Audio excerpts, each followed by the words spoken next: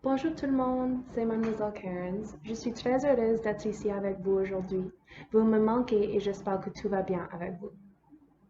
Aujourd'hui, je vais vous montrer une situation où on peut appliquer le théorème de Pythagore ici dans nos maisons. C'est pour certains que vous savez déjà comment on mesure les écrans.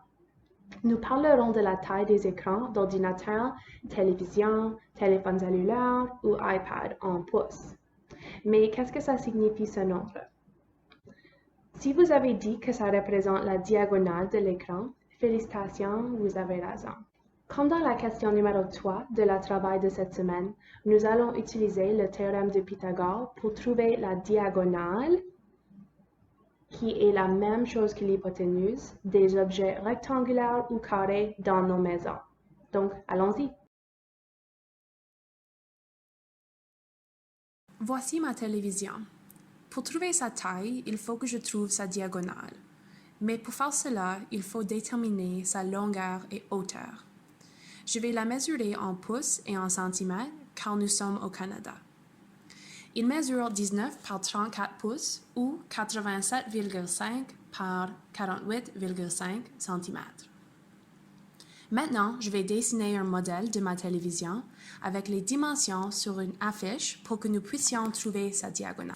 Comme on peut voir ici, ma télévision est un rectangle, formé de deux triangles rectangles.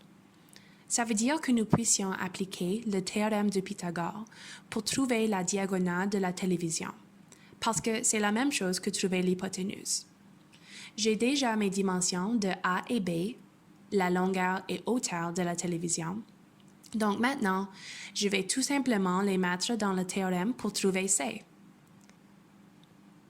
J'écris ma formule, A carré plus B carré est égal à C carré, et je dois maintenant mettre les longueurs de A et B au carré. Maintenant, je les ajoute ensemble, et je trouve la racine carrée de la somme. Et voilà, la diagonale de ma télévision mesure 38,9 pouces ou 98,9 cm. J'espère que vous avez aimé cette vidéo. Maintenant, j'ai un défi pour vous. Regardez à la question du journal de cette semaine. Vous allez appliquer les mêmes étapes avec un objet chez vous. Bonne chance, amusez-vous et à la prochaine. Au revoir.